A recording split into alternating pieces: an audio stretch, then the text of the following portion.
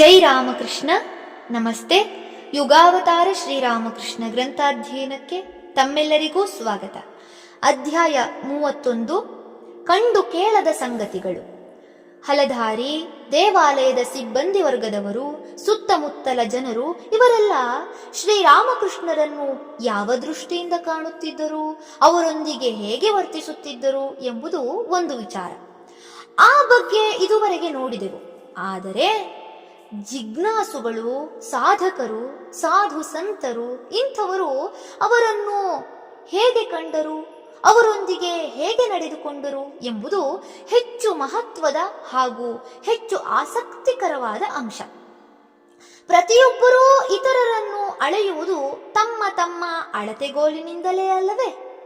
ಭಗವತ್ ಸಾಕ್ಷಾತ್ಕಾರದ ತೀವ್ರ ವ್ಯಾಕುಲತೆಯಿಂದಾಗಿ ರಾಮಕೃಷ್ಣರು ಇತರರೊಂದಿಗೆ ಬೆರೆಯದಿದ್ದಾಗ, ಇತರರಂತೆ ಸುಖವಾಗಿ ಇರುವುದನ್ನು ಬಿಟ್ಟು ಕಾಣದ ವಸ್ತುವಿಗಾಗಿ ಅಳುವುದನ್ನು ಕಂಡಾಗ ಜನ ಅದನ್ನು ಹುಚ್ಚು ಎಂದು ಕರೆದರು.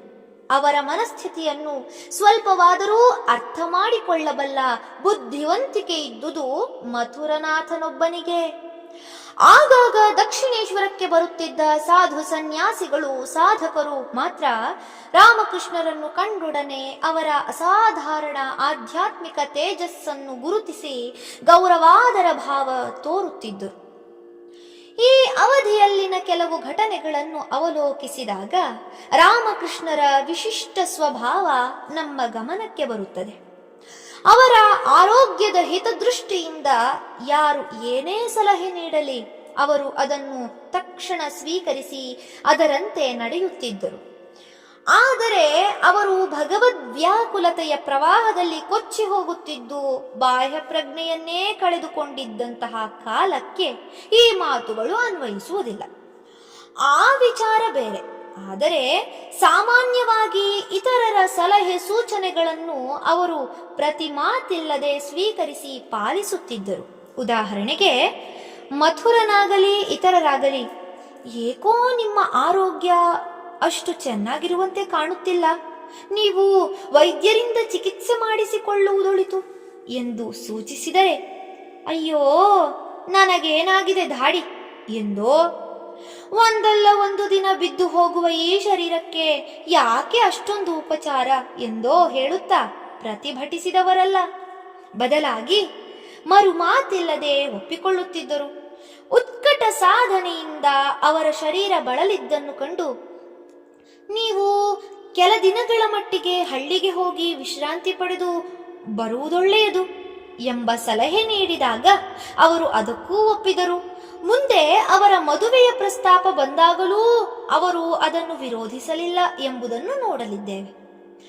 ಇದೆಲ್ಲ ಬುದ್ಧಿ ಸ್ವಾಸ್ಥ್ಯವಿಲ್ಲದವರ ಲಕ್ಷಣಗಳಲ್ಲ. ಇಲ್ಲಿ ಈ ಮಾತನ್ನು ಹೇಳುವ ಉದ್ದೇಶವೇನೆಂದರೆ, ಯಾವುದೇ ಬಗೆಯ ಸಾಧನೆಯಿಂದಾಗಲಿ ಅತೀವ ವ್ಯಾಕುಲತೆಯಿಂದಾಗಲಿ ಅವರ ಬುದ್ಧಿ ಪಲ್ಲಟಗೊಂಡಿದ್ದಿರಬಹುದಾದ ಸಾಧ್ಯತೆಯೇ ಇಲ್ಲ ಎಂಬುದರ ಕಡೆಗೆ ಗಮನ ಸೆಳೆಯುವುದಷ್ಟೆ. ರಾಮಕೃಷ್ಣರು ಪ್ರಾಪಂಚಿಕ ವ್ಯಕ್ತಿಗಳಿಂದಲೂ ಪ್ರಾಪಂಚಿಕ ವ್ಯವಹಾರಗಳಿಂದಲೂ ಸಾಧ್ಯವಾದಷ್ಟು ದೂರವೇ ಇರುತ್ತಿದ್ದರೆಂಬುದೇನೋ ನಿಶ್ಚಯ. ಇವನ್ಯಾರೋ ಮನುಷ್ಯರೊಂದಿಗೆ ಬೆರೆಯದ ವಿಚಿತ್ರ ಪ್ರಾಣಿ ಎಂದು ಯಾರಾದರೂ ಆಡಿಕೊಂಡಾರು ಎಂಬ ಭಯದಿಂದಲಾದರೂ ಅವರು ಜನರೊಂದಿಗೆ ಸೇರುತ್ತಿದ್ದವರಲ್ಲ. ಆದರೆ ಎಲ್ಲೆಲ್ಲಿ ಜನ ಒಟ್ಟಾಗಿ ಸೇರಿ ದೇವದೇವಿಯರ ಆರಾಧನೆ, ನಾಮ ಸಂಕೀರ್ತನೆ, ಉತ್ಸವಗಳನ್ನು ನಡೆಸುತ್ತಿದ್ದರೋ ಅಂಥಲ್ಲಿಗೆ ಹೋಗಲು ಮಾತ್ರ ಅವರು ಸ್ವಲ್ಪವೂ ಹಿಂದೆ ಮುಂದೆ ನೋಡುತ್ತಿರಲಿಲ್ಲ.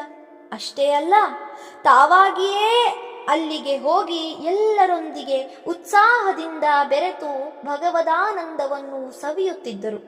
ಕಾಳಿಘಾಟಿನ ಪ್ರಸಿದ್ಧ ಕಾಳಿ ದೇವಾಲಯವನ್ನು ಮತ್ತು ಬಾರಾನಾಗೋರಿನ ದಶ ಮಹಾವಿದ್ಯೆಯರ ದೇವಾಲಯವನ್ನು ಅವರು ಆಗಾಗ ಸಂದರ್ಶಿಸಿ ಪ್ರಣಾಮ ಸಲ್ಲಿಸಿ ಬರುತ್ತಿದ್ದರು. ಅಲ್ಲದೆ ಸಮೀಪದ ಪಾನಿಹಾಟಿ ಎಂಬಲ್ಲಿ ವರ್ಷಕ್ಕೊಮ್ಮೆ ನಡೆಯುತ್ತಿದ್ದ ಜಾತ್ರೆಯಲ್ಲಿ ತಪ್ಪದೆ ಭಾಗವಹಿಸುತ್ತಿದ್ದರು. ಈ ಸಂದರ್ಭಗಳಲ್ಲಿ ಕೆಲವೊಮ್ಮೆ ಅವರು ಶಾಸ್ತ್ರವೇತ್ತರಾದ ಸಾಧಕರನ್ನು ಸಂಧಿಸಿ ಸಂಭಾಷಣೆ ನಡೆಸುವುದಿತ್ತು. ಆ ಸಾಧಕರೆಲ್ಲರೂ ಶ್ರೀರಾಮಕೃಷ್ಣರನ್ನು ಅತ್ಯಂತ ಪೂಜ್ಯ ದೃಷ್ಟಿಯಿಂದ ಕಾಣುತ್ತಿದ್ದರೆಂಬ ಸಂಗತಿ ತಿಳಿದು ಬರುತ್ತದೆ.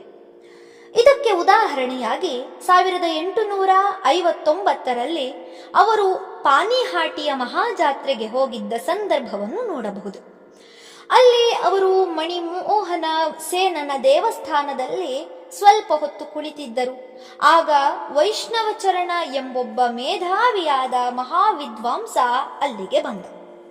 ರಾಮಕೃಷ್ಣರನ್ನು ಕಂಡ. ಅವರನ್ನು ಕಂಡೊಡನೆಯೇ ವಿಸ್ಮಯ ಮೂಕನಾಗಿ ನಿಂತು ಅವರನ್ನೇ ದಿಟ್ಟಿಸಿದ. ಇವರು ಅತ್ಯುನ್ನತ ಆಧ್ಯಾತ್ಮಿಕ ಸ್ತರಕ್ಕೇರಿದವರು, ಅಪೂರ್ವ ಮಹಾಪುರುಷರು ಎಂಬುದು ಪ್ರಥಮ ನೋಟದಲ್ಲೇ ಅವನಿಗೆ ಖಚಿತವಾಯಿತು. ತಾನಾಗಿಯೇ ಹೋಗಿ ಅವರ ಪರಿಚಯ ಮಾಡಿಕೊಂಡ. ಸ್ವಲ್ಪ ಹೊತ್ತಿನಲ್ಲೇ ಇಬ್ಬರೂ ಬಹುಕಾಲದ ಪರಿಚಿತರಂತೆ ಸಂಭಾಷಿಸತೊಡಗಿದರು. ಬಳಿಕ ವೈಷ್ಣವಚರಣ ಮಾವಿನ ಹಣ್ಣು, ಅವಲಕ್ಕಿ, ಅರಳು, ಬೆಲ್ಲ ಮೊದಲಾದವನ್ನು ಕೊಂಡು ದೇವರಿಗೆ ನೈವೇದ್ಯ ಮಾಡಿಸಿದ. ಅನಂತರ ಅವನ್ನು ಹದವಾಗಿ ಬೆರೆಸಿ ಮಣ್ಣಿನ ಬಟ್ಟಲುಗಳಲ್ಲಿ ಹಾಕಿ ಶ್ರೀರಾಮಕೃಷ್ಣರಿಗೂ ಸುತ್ತಲಿದ್ದವರಿಗೂ ಹಂಚಿದ. ಮತ್ತು ತಾನೂ ತಿನ್ನುತ್ತಾ ಕೆಲ ಹೊತ್ತು ಆನಂದದಿಂದ ಮಾತುಕತೆಯಾಡಿ ಅವರಿಂದ ಬೀಳ್ಕೊಂಡ. ಸಂಜೆಯ ವೇಳೆಗೆ ಅವನು ವಾಪಸ್ಸು ಕಲ್ಕತ್ತಕ್ಕೆ ಹೊರಟ. ಆದರೆ ಅವನ ಮನದಲ್ಲೆಲ್ಲ ಶ್ರೀರಾಮಕೃಷ್ಣರೇ ತುಂಬಿಕೊಂಡಿದ್ದರು. ಕಾರಣವೇನಿರಬಹುದು? ತಾನು ಹೃದ್ಗತ ಮಾಡಿಕೊಂಡಿರುವ ಶಾಸ್ತ್ರಗಳಲ್ಲಿ ಏನೇನು ಬರೆಯಲಾಗಿದೆಯೋ ಅವೆಲ್ಲವನ್ನೂ ಶ್ರೀರಾಮಕೃಷ್ಣರ ವ್ಯಕ್ತಿತ್ವದಲ್ಲಿ ಮೂರ್ತಿಮತ್ತಾಗಿ ಕಾಣುತ್ತಿದ್ದಾನೆ. ನಿಜ, ಆ ಶಾಸ್ತ್ರವಾಕ್ಯಗಳೆಲ್ಲವೂ ಅನುಷ್ಠಾನದ ಮೂಲಕ ಅನುಭವ ಸಾಧ್ಯವಾದವುಗಳೇ ನಿಜ. ಈಗ ವೈಷ್ಣವಚರಣನಿಗೆ ತಾವು ಹಲವು ವರ್ಷ ಶ್ರಮವಹಿಸಿ ಅಧ್ಯಯನ ಮಾಡಿದ ಶಾಸ್ತ್ರಗಳ ಮಹಿಮೆ ಮಹತ್ವ ಮನವರಿಕೆಯಾಗುತ್ತಿದೆ. ಕಲ್ಕತ್ತದ ಕಡೆಗೆ ಹೊರಟ ಅವನಿಗೆ ದಾರಿಯಲ್ಲಿ ಅನ್ನಿಸಿತು, ಹೇಗಿದ್ದರೂ ಗಾಡಿ ದಕ್ಷಿಣೇಶ್ವರದ ದಾರಿಯಾಗಿಯೇ ಹೋಗುತ್ತದೆ, ಇನ್ನೊಮ್ಮೆ ಅಲ್ಲಿ ಅವರನ್ನು ನೋಡಿಕೊಂಡೇ ಹೋಗಬಹುದಲ್ಲ ಎಂದು. ಆದ್ದರಿಂದ ದಕ್ಷಿಣೇಶ್ವರದ ಕಾಳಿ ಗುಡಿಯ ಬಳಿ ಗಾಡಿಯಿಂದಿಳಿದು ರಾಮಕೃಷ್ಣರಿಗಾಗಿ ಹುಡುಕಿದ. ಆದರೆ ಅವರಿನ್ನೂ ಜಾತ್ರೆಯಿಂದ ಹಿಂದಿರುಗಿರಲಿಲ್ಲ. ಅವನಿಗೆ ಸ್ವಲ್ಪ ನಿರಾಶೆಯಾಯಿತು. ಇರಲಿ, ಮತ್ತೆಂದಾದರೂ ಭೇಟಿ ಮಾಡೋಣ ಎಂದುಕೊಂಡು ಮುನ್ನಡೆದ.